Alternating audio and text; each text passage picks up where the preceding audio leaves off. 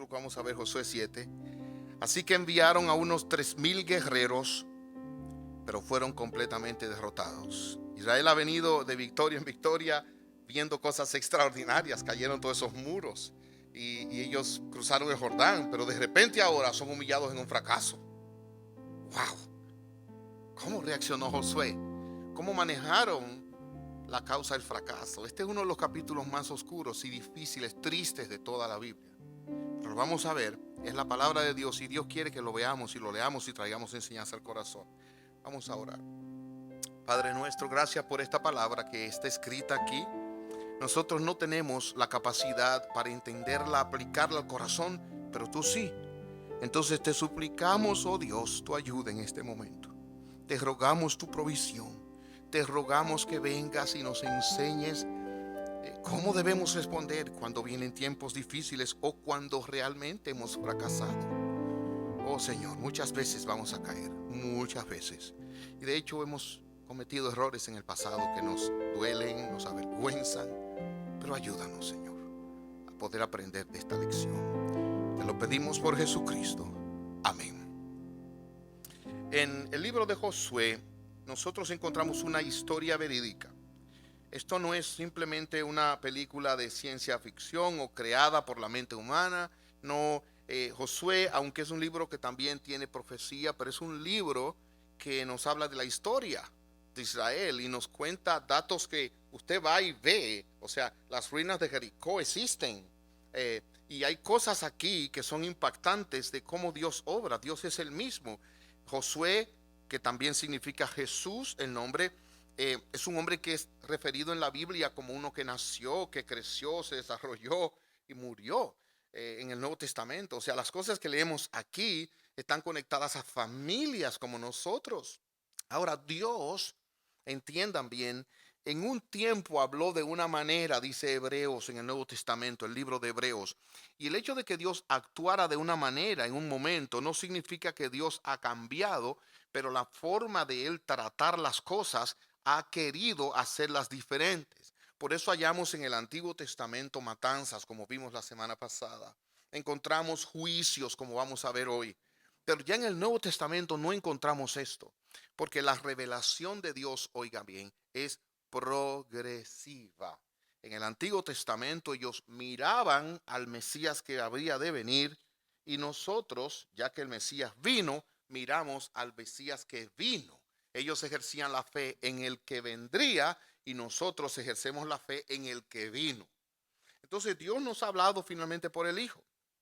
Y aunque aquí nosotros vamos a ver juicios y vamos a ver tratos sumamente hasta perturbadores pueden ser, no podemos olvidar que, como vimos la semana pasada, las cosas que se escribieron para nuestra enseñanza. Y nosotros tenemos que mirar aquí qué enseñanza espiritual hay detrás de estas cosas. Porque, oiga ahora, no podemos tomar de manera como prescripción o mandato las cosas que sucedieron en el Antiguo Testamento. Hay muchas cosas diferentes que Dios trató de una manera diferente y no se pueden aplicar igual para el Nuevo Testamento y para nuestra vida. Pero eso no le quita valor, no le quita peso a lo que leemos aquí y esto tiene aplicaciones como vamos a ver. Si ustedes leen conmigo en Josué capítulo 7, el versículo 1 tiene una nota que revela mucho el corazón de los hombres. Ellos acaban de conquistar, ellos acaban de vencer y cuando se vencía un pueblo, lo que había allí de ese pueblo pasa a ser propiedad del pueblo vencedor, pero Dios les había dado una instrucción. En el capítulo 6, el capítulo anterior a este 7, obviamente, Dios específicamente les había dicho lo siguiente, capítulo 6, versículo 19. Escuche bien.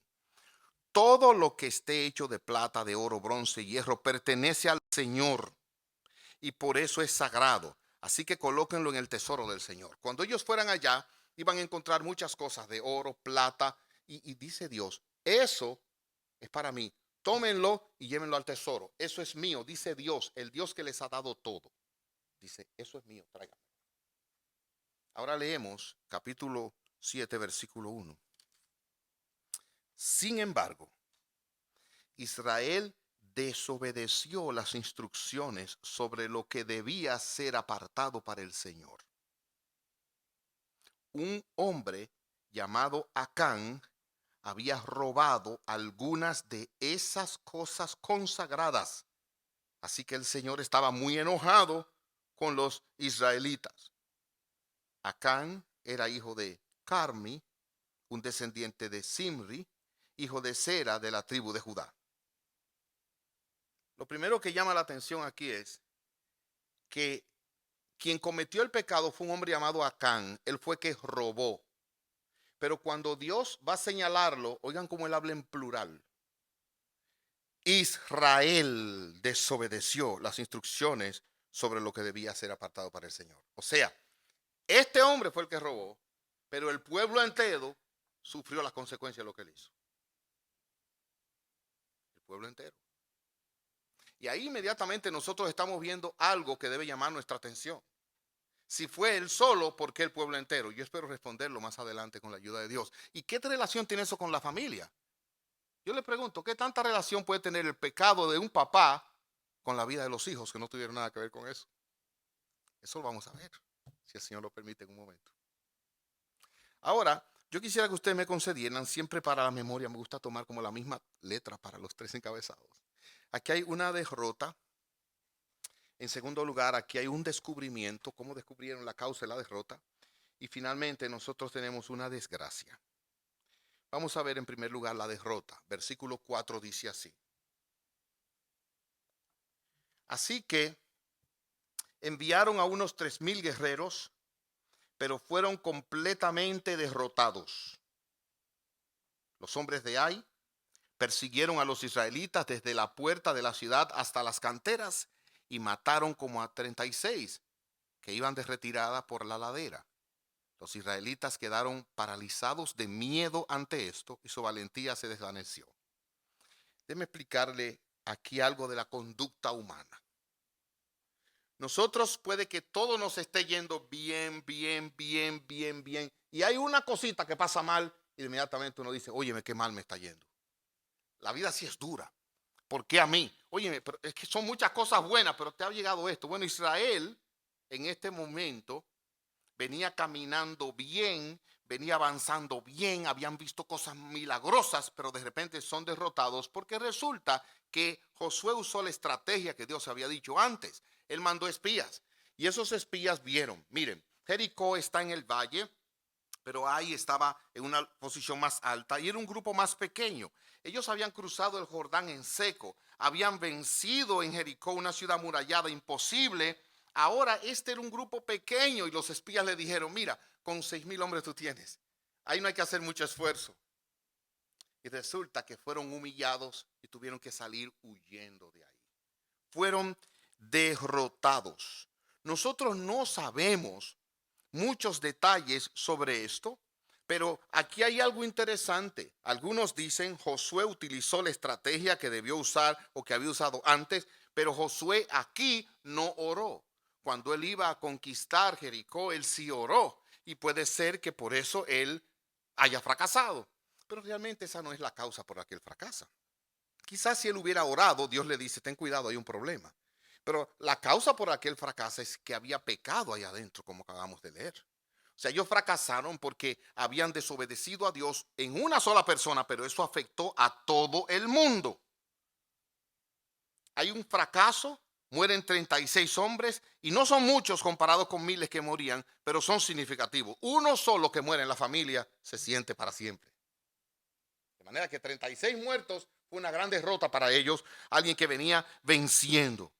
La respuesta de Josué ante esa derrota es muy natural. Escuchen a este hombre. Recuerden que a Josué Dios le dijo al principio, esfuérzate y sé valiente, no temas ni desmayes, que yo estaré contigo. Pero ahora, ante el fracaso, oigan el corazón de Josué. Esto es entre él y Dios. Pero miren aquí, versículo 6. Entonces Josué y los ancianos de Israel rasgaron su ropa en señal de aflicción. Era una costumbre de ese tiempo rasgar parte del manto para mostrar su aflicción. Recuerden ustedes que en ese tiempo un manto no era tan fácil de adquirir como ahora. Usted no le gusta una camisa, se para en Walmart y compra otra. En ese tiempo no existía Walmart, no existía ese recurso. Por lo tanto, rasgar el manto era una gran señal de aflicción, de desprendimiento. Se echaron polvo sobre la cabeza. Ahí está una señal visible de dolor. Y se inclinaron rostro en tierra ante el arca del Señor hasta que cayó la tarde. En primer lugar, la respuesta de Josué ante el fracaso, la derrota, es la correcta. Humillarse delante de Dios. Hermanos, miren, nada pasa sin la voluntad de Dios. Y cuando hay en el camino un fracaso, una situación que nos detiene, que nos frustra, lo correcto es ir a aquel que controla todas las cosas, ir a Dios en oración y hablar con Dios. Porque Dios sabe todo.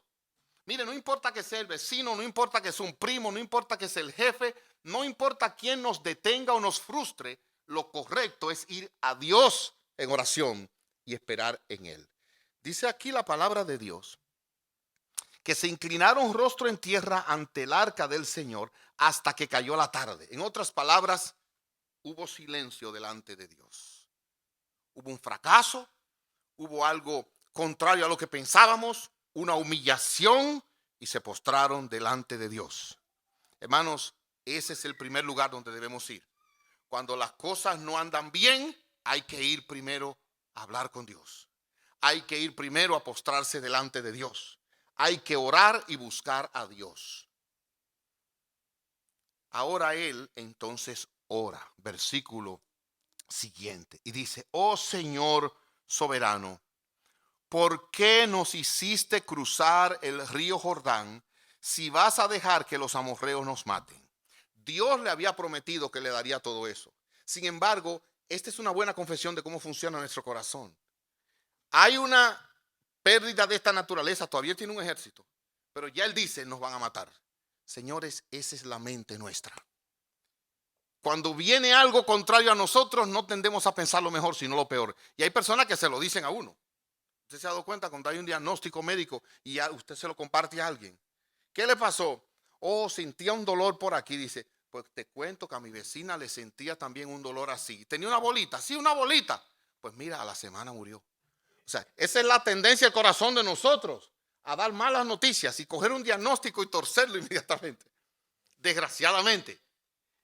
¿Qué hizo Josué? Lo mismo que hacemos nosotros. Hay un problema, eso es para muerte. Yo le conté lo que me pasó con el amargo de la boca a mí. ¿No? Qué bueno. Pues se lo voy a contar entonces ahora. Miren. Un día, hermanos, yo sentí un amargo en la boca. Y cuando siento ese amargo no se me quita. Voy donde Mayra, digo: mi amor, yo tengo un amargo en la boca que no entiendo. Y cometí el error de buscarlo en Google. Puse Google amargo en la boca. Y cuando leo, ¿sabe lo que decía? Cáncer. Entonces comencé a calcular qué tiempo me quedaba. Dije: bueno, ¿qué voy a hacer? Porque imagínense, yo no tengo herencia. ¿Cómo lo voy a hacer? Esperé un poco. De verdad que me preocupé. Porque si de repente usted tiene el amargo en la boca, es verdad. Y dice Google que eso es cáncer. Bueno, pues yo busqué mejor. Esperé un poco. Indagué. Y entonces vi otra opción. Cuando usted come cashews o la semilla de cajuil, puede generar amargo en la boca. Y eso había estado comiendo yo. Solución del problema era que había comido eso. No había cáncer ni había más nada. Pero la mente nuestra rápido piensa lo peor. Eso le pasó a Josué. Entonces, miren, nosotros tenemos que pedir a Dios que renueve nuestra mente para pensar lo bueno, lo honesto, de buen nombre, si hay virtud alguna. En eso pensad. Guardemos nuestra mente y pensamiento en pensar lo peor, porque nosotros tenemos un Dios que cambia lo peor en lo mejor. Y ese es el final nuestro. Por eso Romanos dice que somos más que vencedores. Y por eso Dios dice que demos gracias en todo tiempo, y que siempre estemos gozosos. ¿Saben qué? Nosotros deberíamos de ser a veces más como los aleluya. A veces a los pentecostales dicen aleluya. Pero deberíamos más, ante toda noticia, aleluya, gloria a Dios. Oye, pero perdiste el trabajo, aleluya, es porque Él me tiene uno mejor. Noten entonces, él se postró y oró. Y dice, si tan solo nos hubiéramos conformado con quedarnos del otro lado. O sea, ¿para qué cruzamos? Esto ha sido un problema. Pero Dios ha prometido esto. Eso es parte del progreso de la obra de Dios. Señor, ¿qué puedo decir que Israel tuvo que huir de sus enemigos? ¿Qué puedo decir ahora que eso pasó? Es una vergüenza. Pues cuando los cananeos y todos los demás pueblos de la región oigan lo que pasó, nos rodearán y borrarán nuestro nombre de la faz de la tierra. O sea, ya él pensó que todas estas personas van a estar aquí enterrados. O esto será borrado. O sea, no habrá más Israel, no habrá más pueblo. Lo peor. Esa es la mente humana. Y dice finalmente, ¿qué pasará con la honra de tu gran nombre?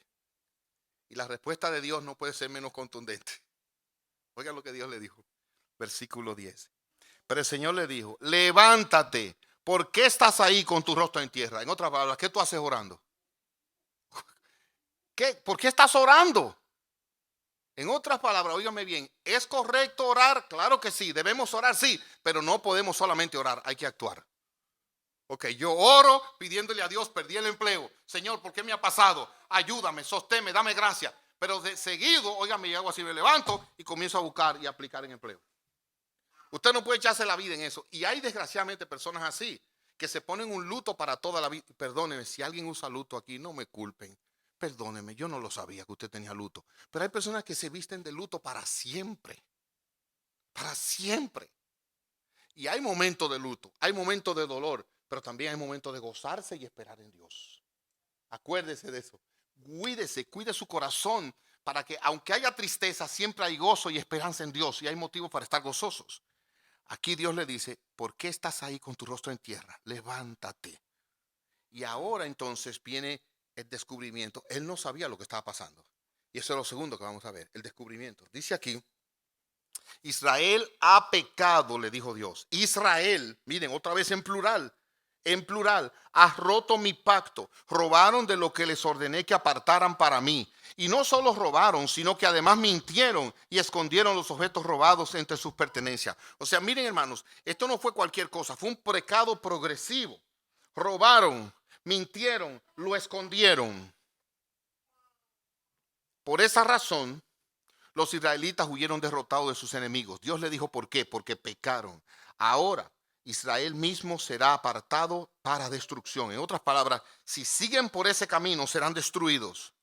No seguiré más con ustedes, porque el pecado había separado en ese momento la gracia de Dios de esa manera para con ellos, a menos, y eso es importante, no seguiré a menos que destruyan las cosas que guardaron y que estaban destinadas para ser destruidas. 2 veces se dice esa palabra. Destruyan esas cosas que estaban destinadas para ser destruidas. Que destruyan esas cosas. ¿Qué fue lo que le dijo? Se me olvidó ya.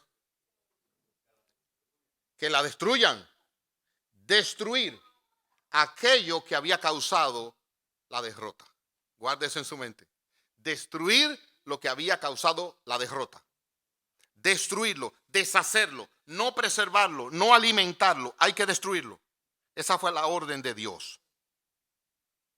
Ahí se descubre el pecado. Y noten ustedes lo que dice la palabra de Dios en el versículo 13. Levántate y ordénale al pueblo que se purifique. He aquí lo que tienen que hacer. Primero, purifíquense. Arrepiéntanse, busquen a Dios a fin de prepararse para mañana. Esto dice el Señor Dios de Israel. Y él le dijo que dijera esto al pueblo. En medio de ti, oh Israel, están escondidas las cosas apartadas para el Señor. Este es un misterio. Ahora mismo la Biblia nos dice que Acán los robó, pero Josué no lo sabe. El pueblo no sabe lo que ha pasado y Dios le dice, prepárense porque ahí están escondidas las cosas apartadas para el Señor. Nunca derrotarás a tus enemigos hasta que quites estas cosas que tienes en medio de ti. Hermanos, entiendan, aquí hubo pecado, desobediencia a Dios y Dios está diciendo, no vas a avanzar hasta que no saques ese pecado. Porque dice Proverbios así, óigalo bien, el que encubre su pecado no prosperará, pero el que lo confiesa y se aparta en arrepentimiento alcanzará misericordia. La ley de Dios es clara. El que encubre el pecado va a la ruina, pero el que lo confiesa será perdonado. Hermanos, ¿cuál es mejor negocio? ¿Encubrirlo o confesarlo? 10 veces y 1000 veces porque Dios siempre perdona. confesarlo. Ahí entonces debían presentarse las tribus y esas tribus con sus clanes. Un clan es una familia donde hay el tronco de la familia y luego a dar un paso al frente de esa familia y señalar al culpable. Dios estaría revelando esto cuando el pueblo se purificara y se preparara para servir a Dios. Hermanos, miren, cuando uno quiere hallar el mal, aunque uno no sepa dónde está, Dios lo guía allá. Miren, hay veces que nosotros olemos, y se lo voy a decir de una manera no agradable, pero es la mejor manera que se me ocurre, que hay un ratón muerto. Y usted dice, mira, es que aquí algo no me huele bien, pero yo no sé dónde es. Y más si son de los chiquiticos. Me da el mal olor, pero yo no veo dónde está. Y usted tiene que comenzar a quitar cosas, a buscar aquí, a buscar allí. Y así pasa con el pecado. Mire, hay situaciones de relaciones donde usted dice, es que aquí hay algo que no me huele bien. Efectivamente, Dios ahora dice, busquen. Y Dios ayuda a encontrar, Dios guía. Y oigan lo que dice la palabra de Dios. Entonces ese clan dará un paso al frente, ese tronco de familia entre las 12 tribus. Y el Señor señalará a la familia culpable. Dios lo señalaría. Por último, cada miembro de la familia culpable deberá dar un paso al frente, uno por uno. O sea, vienen las 12 tribus, de ahí los clanes, de ahí las familias y de ahí los miembros de esa familia señalada. Y el versículo 15 es muy duro. El que haya robado de lo que estaba destinado para ser destruido, ¿qué dice la Biblia ahí? Será quemado con fuego junto con todo lo que tiene, porque ha roto el pacto del Señor y ha hecho algo horrible en Israel. Déjeme decirle que al otro día eso fue lo que hicieron, temprano. Y efectivamente Dios reveló que fue Acán y su familia. Y cuando llegaron donde Acán, entonces aquí nos encontramos con la desgracia. Pero quiero, antes de entrar a la desgracia per se, que será lo último de estos 3 puntos, quiero que vean cuando se descubrió que fue Acán, cómo Josué le habló. Y eso para mí es como tierno. Versículo 19, Josué le dijo, hijo mío, da gloria al Señor, Dios de Israel, y di la verdad. Confiesa y dime lo que has hecho, no me lo escondas. Él le habló con ternura, pero ahora miren algo, hermanos. La misericordia y la verdad se unen. Y el mal está mal. Y nosotros debemos hablar con amor, pero al mismo tiempo señalar lo que está mal. Lo que está mal está mal. Entiendan una cosa, en una iglesia conocida se descubrió que había una situación de inmoralidad. Había uno de los líderes que había estado abusando de jovencitas dentro de la iglesia. De paso, este pecado que yo le estoy diciendo no ocurrió en un barrio del infierno, entre demonios. Ocurrió entre el pueblo de Dios. Por lo tanto, no piense que todo el que está en la iglesia, porque usted lo ve calladito todos los domingos, es un angelito. Porque los judas se meten dentro de la iglesia. Usted tiene que juzgar según las escrituras. Y no puede decir, miren, esa iglesia no, en esa iglesia hay gente, esa gente son perversos. ¿Quién? Puede ser que seamos todos afectados por el pecado de uno, lo vemos aquí. Pero hermano, no todo el mundo es igual. No todo el mundo es igual. No todos los chinos crearon nada del coronavirus. Por lo tanto, tenemos que ser amorosos con todos los chinos. Dios nos cuide. Noten ahora, en este momento particular, Dios habla a través de Josué y le habla con ternura, hijo mío, pero eso no va a quitar la consecuencia. En esa iglesia se descubrió la inmoralidad. ¿Y qué pasó? Se habló con la persona confesó su pecado, pero ahora entiendan bien esto, mis hermanos y amigos. La iglesia lo recibe, la iglesia lo perdona, pero ya él se metió en problemas con la justicia. Por lo tanto, ahora tiene que venir la justicia a actuar. Porque la iglesia no puede encubrir aquello que pertenece para juzgar la calle, los civiles. ¿Me doy a entender lo que quiero decir? Esta persona tuvo que dar cuenta a las autoridades. Y las autoridades actuaron. Y en el caso de ese señor, creo que está cumpliendo 30 años de cárcel. La iglesia lo perdonó, claro, pero la policía no. El juez no, y él tenía que dar cuenta. Entonces, en este caso, Josué le habla con compasión, pero al mismo tiempo lo llama a que confiese, porque él va a tener que dar cuenta a Dios por su pecado. Y si tú has pecado, tú tienes que dar cuenta a Dios por tu pecado. ¿Me doy a entender? Pero te tengo maravillosa noticia. Dios envió a su Hijo Jesucristo a ser castigado como un criminal para que tú puedas ser totalmente perdonado y perdonada de tu maldad. Eso para mí es maravilloso. Noten ahora, ya Josué lo confronta de esta manera amorosa y veamos la desgracia. En el versículo 25 se dice lo que pasó, una gran pena.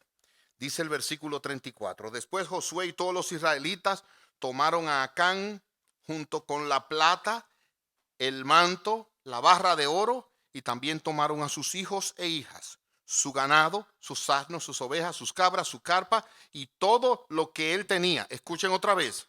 Acán, con lo que se robó, sus hijos e hijas, el ganado, los asnos, ovejas, cabras, su carpa y todo lo que él tenía.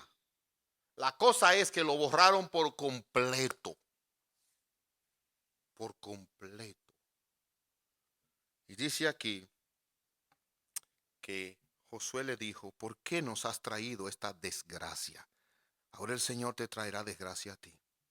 Todos los israelitas apedrearon a Acán y a su familia y quemaron los cuerpos. Apilaron un montón de piedras sobre Acán, las cuales siguen hasta el día de hoy. Por eso desde entonces al lugar se le llama Valle de la Desgracia. Así el Señor dejó de estar enojado. Wow. Wow. Wow. Wow. Esto lo leemos así fácil, pero estamos hablando de una tragedia. Aquí estamos hablando de una tragedia.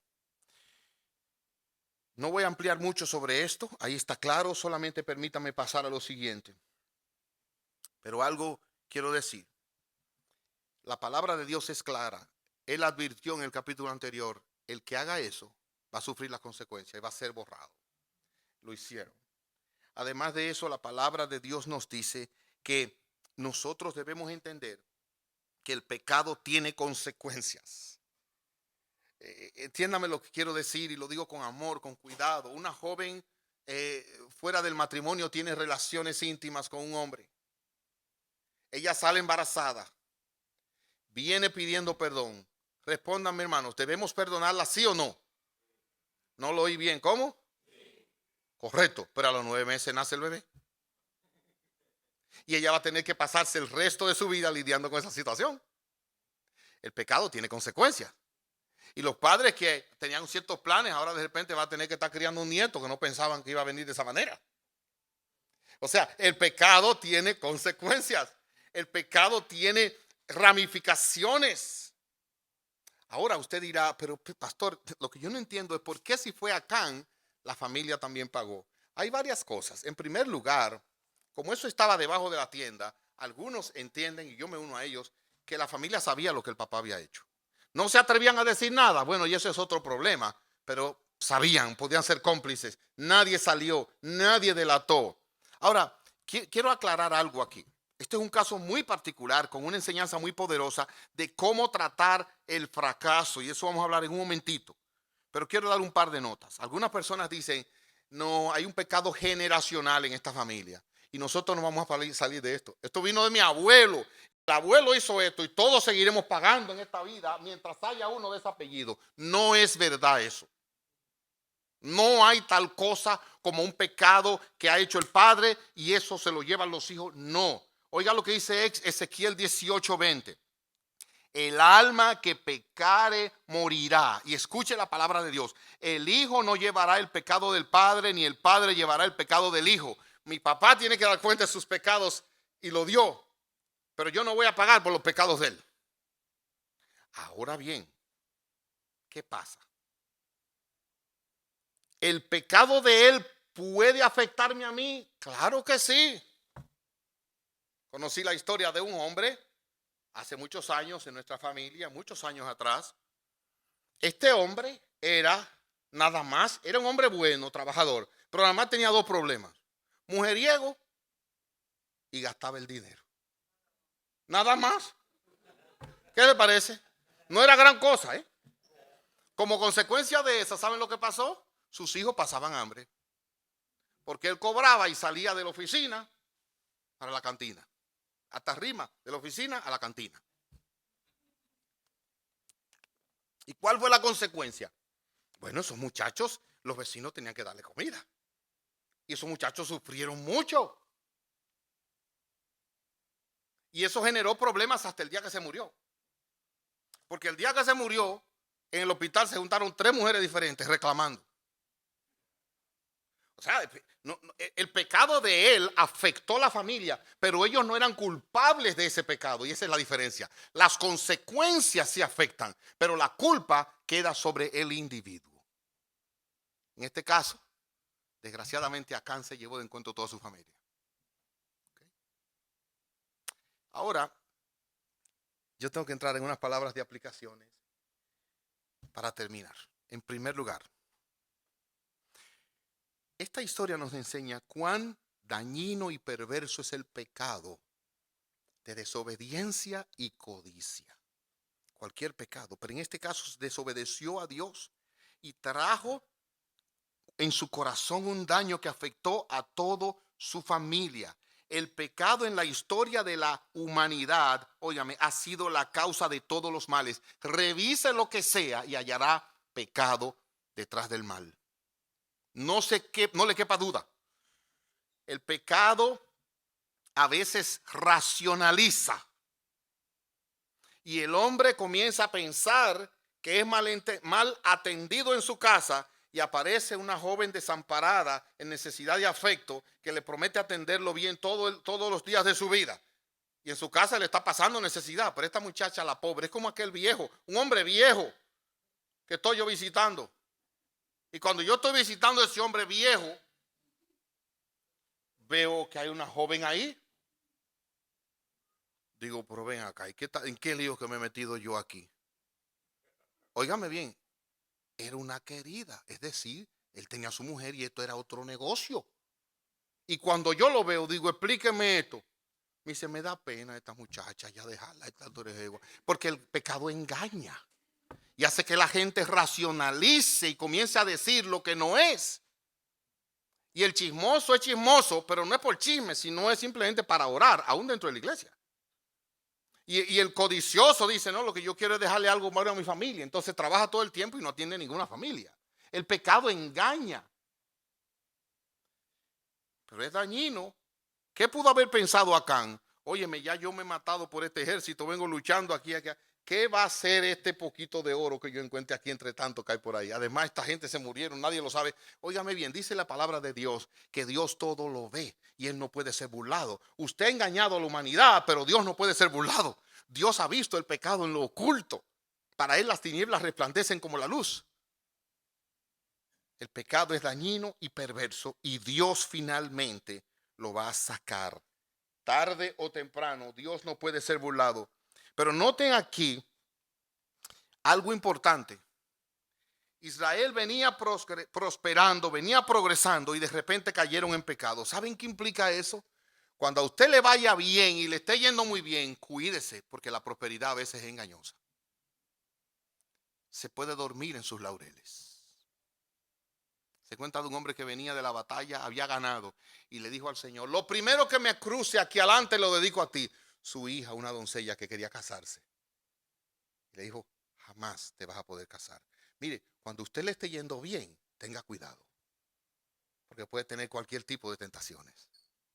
Puede cometer cualquier error en la prosperidad. En la necesidad, cuidado, pero en la prosperidad también. Dios sacará todo pecado a la luz. Y finalmente, yo quiero dar una nota a los padres aquí.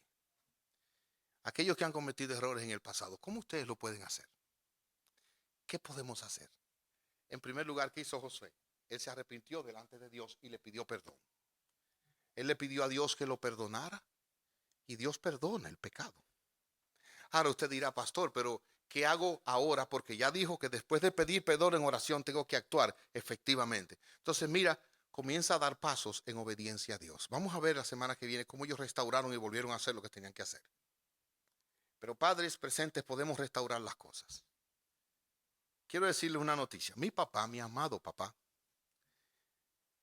no fue criado en el evangelio. Papá no conocía la gracia de Dios.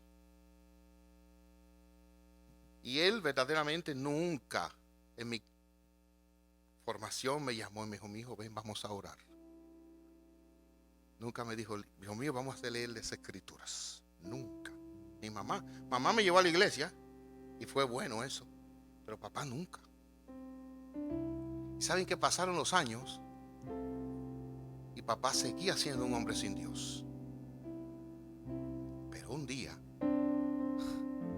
papá se convirtió al Señor. Y Jesucristo cambió el corazón de ese hombre. Y a partir de ahí, ya leíamos juntos y orábamos juntos. Y es interesante, en esa fotografía que le quiero mostrar, papá y yo estábamos ahí sirviendo en la escuela bíblica de vacaciones juntos. Y me llamó la atención mucho ese día en que él quería andar conmigo donde quiera que yo iba. Y se sentía contento de que su hijo era pastor. Gloria a Dios. Siempre es posible comenzar de nuevo. Y hoy, ¿cuál es el papá que yo recuerdo? Ese, que vino a los pies del Señor. Y todos los días por la mañana yo le iba a llevar su café. Me decía, espérate. Y terminaba su devocional y entonces se bebía el café.